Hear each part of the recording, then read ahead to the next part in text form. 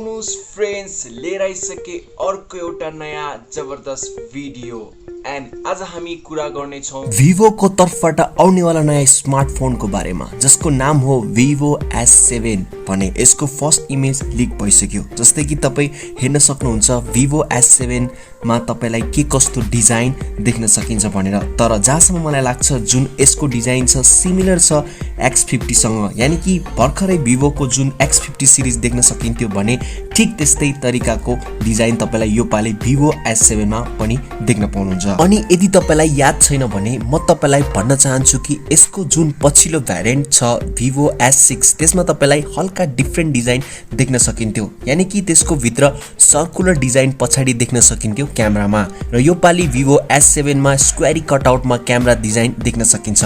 अनि जुन पछिल्लो भ्यारिएन्ट वाला फोनमा 5G को सपोर्ट पनि देखिन्थ्यो, यानी कि त्यसको भित्र Exynos 980 को प्रोसेसर देख्न सकिन्थ्यो, र यो पाली यो फोनमा यानी कि Vivo S7 मा पनि तपाईलाई 5G को सपोर्ट देख्न पाउनुहुन्छ।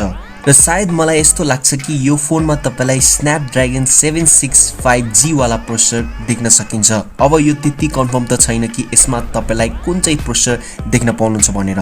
अब यसको डिस्प्लेको कुरा गर्दा यो पाली पनि एउटा एमोलेड डिस्प्ले देख्न सकिन्छ यो फोनको भित्र, र साथमा इन डिस्प्ले फिंगरप्रिन्ट सेन्सरको सपोर्ट पनि यो फोनको भित्र देख्न पाउनुहुन्छ।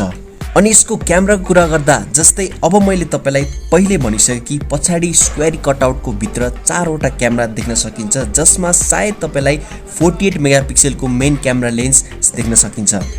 अब यसको ब्याट्रीको बारेमा अहिलेसम्म केही पनि क्लियर कन्फर्म स्पेसिफिकेसन छैन कि यो फोनमा तपाईलाई कति एमएच को ब्याट्री पाउनुहुन्छ भनेर। अनि तपाईलाई यो थाहा होला कि Vivo को कुनै पनि बजेट रेन्जमा 5G स्मार्टफोन नेपालमा लन्च भएको छैन, त्यही भएर मलाई लाग्छ सायद यो फोली Vivo S7 नेपालमा देख्न पाउनुहुन्छ भने सबैभन्दा पहिलो अभियसली यो चाइनामा लन्च हुन्छ, त्यसपछि यो नेपालमा पनि देख्न सक्नुहुन्छ।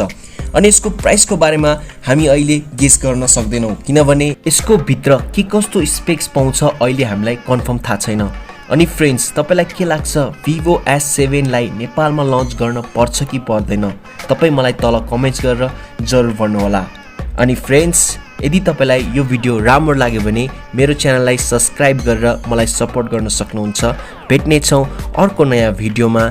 Thanks for watching.